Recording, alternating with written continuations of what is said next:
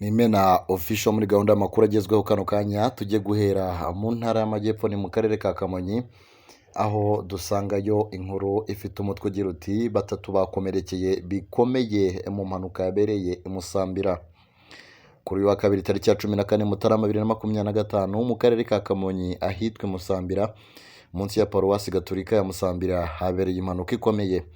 Polisi ishami rishinzwe umutekano wo mu muhanda yatangaje ko batatu bakomeretse bikomeye mu gihe 8 bakomeretse byoroheje.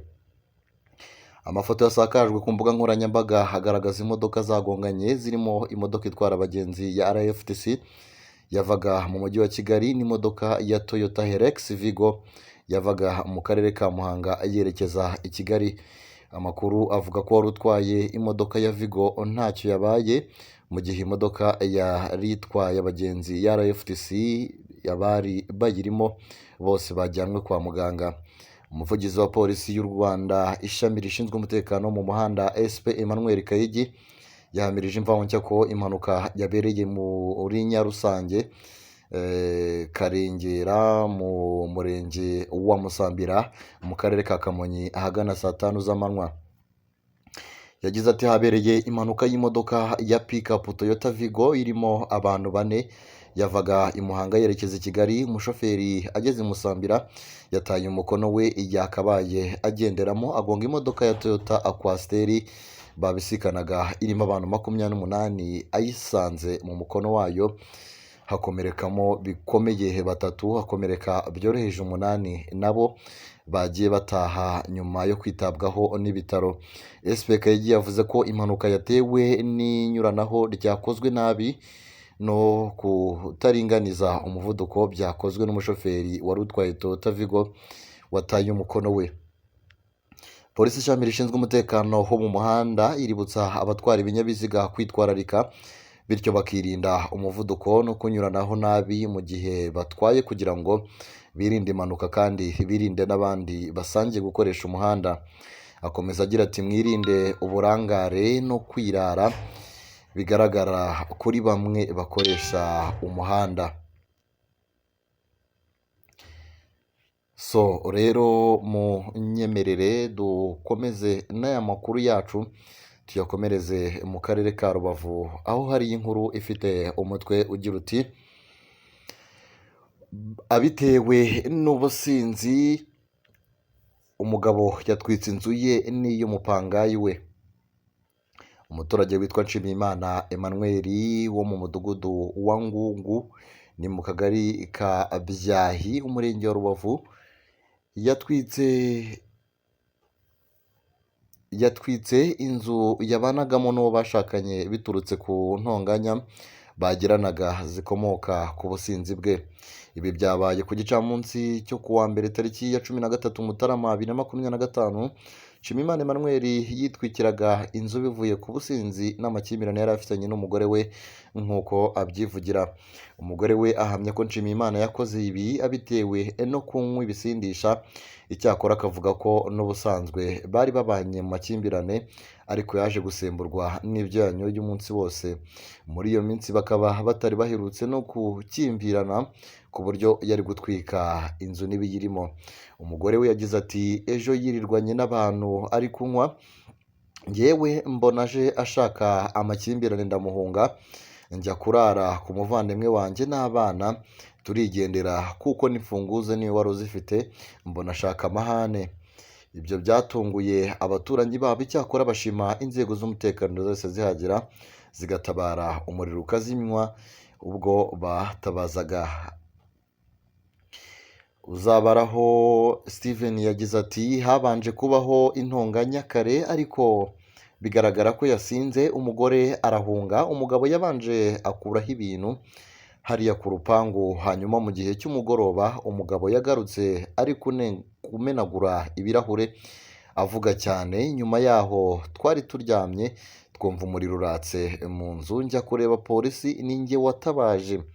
Undi yagize ati ntabwo tujya tumenya ibyo bapfa kuko uba ubona batanakabije ariko uyu munsi byagaragaye ko bikomeye. Kwitwikira inzu ntabwo byoroshye nk'abaturanyi babo biduhaye isomo ni ukujya dufatirana dufatiranya mu gihe abantu babanye nabi tukabivuga. Umunyamabanga nshingwabikorwa w'umurenge wa Rubavu Harerimana Blaise yatangaje ko impamvu yateye Nshimiyimana kwitwikira inzu ye ari ubusinzi kandi ko yatawe muri yombi. Yagize ati ni ubusinzi, arafunze, ari kubazwa amakimbirane yabo amaze iminsi, ntabwo ari ibintu byaje uyu munsi. Iyo nzu Nshimiyimana yatwitse bivuga ko yari iyabo bwite, akaba yari yaraguzwe amafaranga arenga miliyoni 30 z'amafaranga y'u Rwanda. Harerimana yasabye abaturage muri rusange kugendera kure ibikorwa nk'ibyo, ahari amakimbirane bakajya batanga amakuru ku gihe. Turacyari mu makuru hano Kumena Official. N'ubundi reka tunyarukire mu karere ka Kamonyi, aho hari inkuru igira iti umuturage yateye grenade mu rugo rwa mugenzi we. Inzego zitandukanye zo mu karere ka Kamonyi ziri guhigisha uruhindu umuturage witwa Nkuriyingoma Jean Baptiste nyuma yo gutera igisasu cya grenade mu rugo rwa mugenzi we. Byabereye mu kagari ka Mbati ho ni mu murenge wa Mugina mu ijoro ryakeye. Umuyobozi w'akarere ka Kamonyi Dr Nahayo Silvere yabwiye ikinyamakuru Umuseke ko uyu Nkuriyingoma Jean Baptiste yateye grenade mu rugo rwa mugenzi we witwa Muganza Jean Marie Vianney, bikavuga ko yashakaga kwihimura kubera ko uyu Muganza afitanye urukundo rudasanzwe n'umugore we. Dr Nahayo avuga ko uyu Nkuriyingoma yahise agitera mu rugo rwa mugenzi we, ariko ku bw'amahirwe ntiyagira umuntu yica cyangwa ngo ikomeretse, gusa yafashe urugi rw'umuryango irarwangiza. Yagize ati Nkuriyingoma akimara gutera iyo grenade yahise acika, ubu inzego zatangiye kumushakisha. Meya Nahayo avuga yuko yaturitse abahuruye basanga ntawe yahitanye. Yavuze ko mu nzu imbere harimo ba nyir'urugo bose ntawakomerekejwe n'icyo gisasu cyo mu bwoko bwa grenade.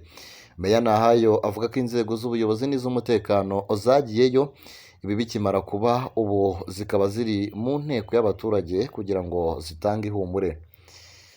Ubuyobozi bw'akarere buvuga ko Nkuriyingoma Jean Baptiste ari umuturage usanzwe ukora umwuga w'ubuhinzi, bakavuga ko uwakoze ibi afatwa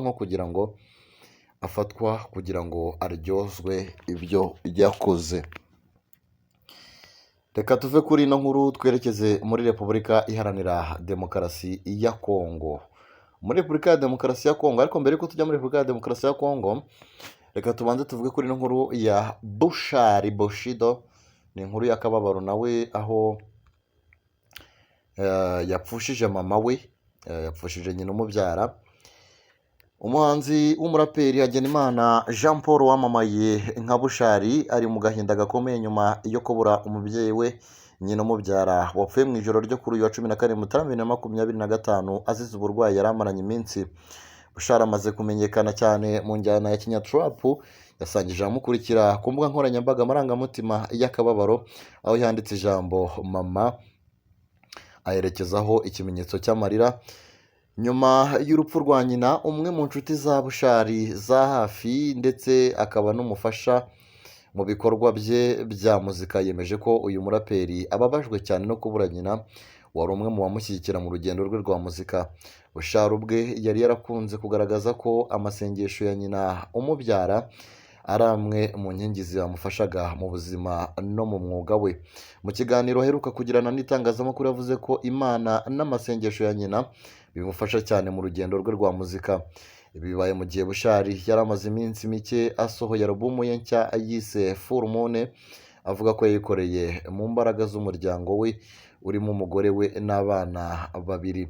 Nubwo Bushari atakundaga kugaragaza cyane ubuzima bw'umuryango we mu itangazamakuru cyangwa ku mbuga nkoranyambaga, inshuti ze za hafi zivuga ko nyina yari umuntu w'ingenzi cyane mu buzima bwe. Tugira tuti Imana imwakire mu bayeho. Ubwo reka dusoreze muri Repubulika ya Demokarasi ya Kongo, aho hari inkuru igira iti Ngungu M23 irigamba kwivugana abasirikare 115 biganjemo aba Barundi. Umutwe wa M23 watangaje ko imirwano yasize wigaruriye agace ka Ngungu ko muri teritwari ya Masisi wayiciyemo abasirikare 115 biganjemo abo mu ngabo z'u Burundi. Ku wa kabiri tariki ya 14 Mutarama nibwo M23 yisubije kariya gace yarerambuwe n'ihuriro ry'ingabo za leta ya Repubulika ya Demokarasi ya Kongo mu cyumweru gishize. Operasiyo yo kwisubiza Ngungu yakozwe n'umutwe udasanzwe w'ingabo za M23 mu rukerera rwo kuwa kabiri. Bwiza yashoboye kubona amafoto menshi ateye ubwoba abasirikare bo ku ruhande rwa leta bigaragara ko bishwe nabi. Umuvugizi wungirije wa M23 Oscar Barinda yatangaje ko operasiyo yo gufata Ngungu yiciwemo abasirikare barenga 115 barimo 70% b'abarundi ndetse banarimo n'abafisiye bakuru. Usibye kwica bariya basirikare, amashusho Barinda yashyize hanze aranerekana intwaro nyinshi, amasasu n'ibindi bikoresho bya gisirikare M23 yafatiye muri Ngungu. Amakuru Bwiza itashoboye kugenzura anavuga ko imirwano yo muri kariya gace yakomerekeyemo abasirikare barenga 400 mu gihe abarenga 70 bafashwe mpiri ya FARDC cyangwa igisirikare cy'u Burundi. Nta numwe uremeza cyangwa ngo ahakane aya makuru. Nanga dusoje amakuru twe twabateguriye, mukomeze mugire umunsi mwiza, bye bye.